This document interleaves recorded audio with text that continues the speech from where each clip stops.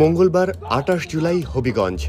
জুলাই গণঅভ্যুত্থানের দ্বিতীয় বর্ষপূর্তি উপলক্ষে পদযাত্রা শেষ করে ফিরছিলেন এনসিপির নেতাকর্মীরা। পথেই তাদের ওপর হামলা করা হয়েছে এমন অভিযোগ ওঠে ছাত্রদল ও যুবদলের বিরুদ্ধে। আর এখান থেকেই পুরো ঘটনার শুরু। এনসিপির দাবি, এই হামলায় একজন একটি চোখ হারিয়েছেন। আহত হয়েছেন এনসিপি নেতা সার্জিস আলম, কয়েকজন সাংবাদিক সহ আরও বেশ কিছু মানুষ। কারো হাত ভেঙে গেছে, কারো মাথা ফেটে গেছে, ক্যামেরা, ফোন সব ওই জিকে গৌসের ছাত্রদল যুবদলের সন্ত্রাসী বাহিনী সব নিয়ে গেছে। এবং আমাদের একজন ভাইয়ের চোখে রড দিয়ে যখন গুতা মারছে, তার চোখ বের হয়ে আসার মতো অবস্থা। আমরা যখন আমাদের এই আহত ৭-৮ জন ভাইকে নিয়ে সদর হাসপাতালের দিকে যাইতেছিলাম তাদের চিকিৎসার জন্য, তখন সদর হাসপাতালের সামনে ওই ২৪শে জুলাইয়ের সময় যেমন খুনি বাহিনী যেভাবে আক্রমণ করছিল হাসপাতালের গেটে, ঢাকা মেডিকেলের গেটে, ওইভাবে আমাদেরকে খুনি বাহিনী এইখানে ছাত্রদল যুবদলের সন্ত্রাসী ক্যাডাররা, জিকে গাউসের ক্যাডাররা, তারা আমাদেরকে আক্রমণ করে হাসপাতালে পর্যন্ত ঢুকতে দেয় নাই। হবিগঞ্জের সেই ঘটনার উত্তাপ কিন্তু পরের দিনও কমেনি।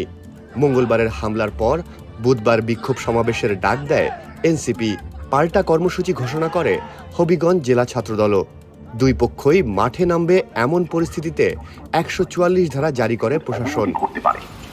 সেজন্য ফৌজদারি কার্যবিধি ১৮৯৮ এর ১৪৪ ধারার বিধান মোতাবেক হবিগঞ্জ পৌর এলাকায় পণ্ড হয় এনসিপির ডাকা বিক্ষোভ সমাবেশ। এই কর্মসূচির জন্য মৌলভীবাজার থেকে এনসিপির নেতাকর্মীরা হবিগঞ্জের উদ্দেশ্যে রওনা হলে শ্রীমঙ্গলে পুলিশ তাদের বাধা দেয়। পরে সেই বাধা অতিক্রম করে হবিগঞ্জের পথে রওনা করে দলটি। কিন্তু বিকেল ৫:১৫টার দিকে শ্রীমঙ্গল থেকে হবিগঞ্জের বাহুবলে ঢোকার পর তাদের গাড়িবহর আবারও পুলিশি বাধার মুখে পড়ে। এনসিপির আহ্বায়ক ও জাতীয় সংসদের বিরোধী দলীয় চিফ হুইপ নাহিদ ইসলাম সহ দলটির কেন্দ্রীয় নেতারা তখন সড়কে অবস্থান নেন। দীর্ঘ সময় পুলিশের সঙ্গে বাকবিতণ্ডা হয় দলটির নেতাকর্মীদের। শেষে রাতে ৯টার দিকে এনসিপির নেতারা ওই এলাকা ছেড়ে যান। তবে তার আগে বাহুবলের কামাইছড়া পুলিশ ফাঁড়িতে গিয়ে লিখিত অভিযোগ দেন। এতে মঙ্গলবারের হামলার ঘটনার বিচার দাবি করা হয়। আমাদের যে জুলাই পদযাত্রা চলমান ছিল তারই অংশ হিসেবে আপনারা জানেন হবিগঞ্জে হত্যার উদ্দেশ্যে হামলা হয়েছে। একটি কিশোরের চোখ কেড়ে নেওয়া হয়েছে। আমরা বুঝতে পারছি এই সরকার পুরনো পথেই, স্বৈরাচারের পথেই হাঁটছে। অগণতান্ত্রিকভাবে তারা ক্ষমতায় থেকে দেশকে নৈরাজ্যের দিকে নিয়ে যাচ্ছে। পদযাত্রা কর্মসূচির অংশ হিসাবে বৃহস্পতিবার ৩০ জুলাই সিলেটে যায় এনসিপি। অভিযোগ ওঠে তাদের গাড়ি বহরে ঢিল ছোড়া হয়েছে। এতে বহরে থাকা একটি গাড়ির কাঁচ ভাঙলেও প্রাথমিকভাবে হতাহতের কোনো খবর পাওয়া যায়নি। এ ঘটনায় সার্জিস আলম তার ফেসবুক অ্যাকাউন্টে লিখেছেন, সিলেটের গোলাপগঞ্জে আবার আমাদের গাড়িতে রক্তাক্ত হামলা করেছে বিএনপির সন্ত্রাসীরা, গাড়ি ভাঙচুর করেছে।